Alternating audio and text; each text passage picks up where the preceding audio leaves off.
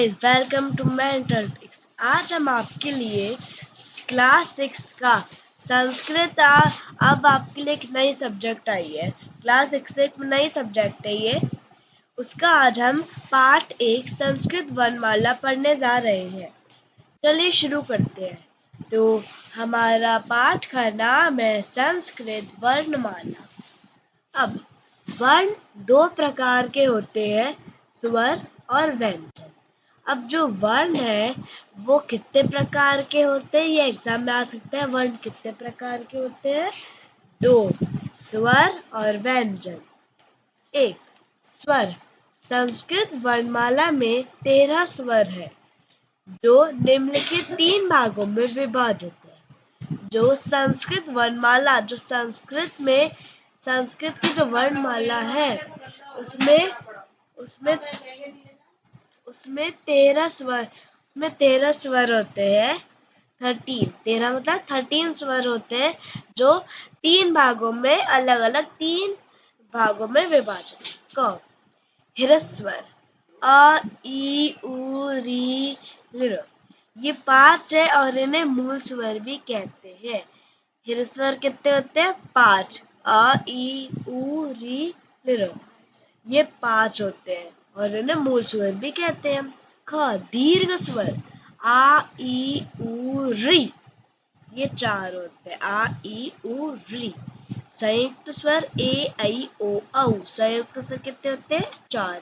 तो ह्रस्वर 5, अ ई उ री ऋ। दीर्घ 4, आ ई उ री 5 और 4 9। संयुक्त स्वर ए ऐ ओ औ, 9 और 4 13, ही 13 होगा। अब दूसरा है व्यंजन।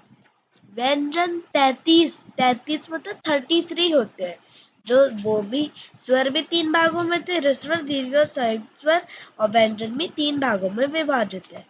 क, स्पर्श, अंतस्थ और ऊष्म। अब स्पर्श व्यंजन कौन कौन से हैं? ये 5 भागों। अब स्पर्श व्यंजन में 5 भागों में विभाजित है। कौन कौन से? कवर्ग, टवर्ग, टवर्ग, तवर्ग, पवर्ग ना। अब कवर्ग में कौन कौन से आते हैं व्यंजन? क, ख, ग, घ, ड। क ख ग घ ड़, ड़। अब चवर्ग में ट, च, छ, ज, झ, य। ये पांच। टवर्ग ट, ठ, ड, ढ, न। टवर्ग ट, थ, द, ध, न। पवर्ग प, फ, ब, भ, म। ये होते हैं। अब अंतस्थ व्यंजन कौन कौन से होते हैं? य, र, ल, व। कौन कौन से? य, र, ल, व। ऊष्म व्यंजन श, श, स होते हैं। अब इनके अतिरिक्त 2 अयोगवाह भी होते हैं। 2 अतिरिक्त अयोगवाह, एक अनुस्वार और एक विसर्ग। सभी व्यंजन मूल रूप से हलंत, तो व्यंजन उनके नीचे हलंत होते हैं। वास्तव में इनका अपना स्वरूप, प्रत्येक व्यंजन के नीचे जो एक व्यंजन होता है उसके नीचे एक तिरछी लकीर, लाइन खींची रहती है, उसके नीचे लगाना स्पष्ट होता है वो कि क, ख, ग आदि। ये जैसे क में एक तिरछी लाइन खींची हुई, इसको हलंत बोलते हैं। स्वरों के बिना जो स्वरों के बिना व्यंजनों का उच्चारण नहीं होता है। न होने से स्वरों के साथ ही लिखा जाता है और हलंत का लोप हो जाता है। फिर जैसे क प्लस अ क, त प्लस अ त, म प्लस अ म आदि। संयुक्त वर्ण, जब दो व्यंजन बिना स्वर के मिलाकर एक कर दिए जाते हैं, वो व्यंजन बिना स्वर के मिलाकर एक कर दिए जाते हैं, उन्हें संयुक्त वर्ण कहलाते हैं। जैसे ज और न से बना ज्ञ, ज्ञानी। क और श से बना छ, कक्षा।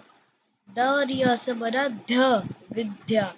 त और र से बना त्र, मित्र आदि। ये संयुक्त वर्ण आपको क्लियर हो चुके हैं। अब हम हमारे नेक्स्ट पेज है हमारा वर्ण विच्छेद। किसी शब्द के वर्णों को अलग अलग करना वर्ण विच्छेद कहलाता है। जैसे किसी जो शब्द है जैसे बाल, उसको हम अलग अलग लिखे उसको वर्ण विच्छेद कहलाता है। कमल क प्लस अ, म प्लस अ, ल प्लस अ, इनको बोलते हैं वर्ण विच्छेद। तथा अंत में जो अंत में अक्षर होता है जैसे अ, जो लास्ट में है ये, उसी से अंत वाला वह शब्द कमल के अंत में अ है, कमल के अंत में अ है, तो ये अकारांत कहलाएगा। लास्ट में है तो कारांत और जोड़ देंगे तो और अकारांत कहलाएगा। लता के अंत में आ है तो वह आ कहलाएगा। इसी प्रकार ई में अंत होने वाले शब्द ईकारांत तथा उ में अंत होने वाले शब्द उकारांत होंगे। उदाहरण, बाल ब प्लस आ प्लस ल प्लस अ तो उसको अकारांत। लता ल प्लस अ प्लस त प्लस आ आकारांत।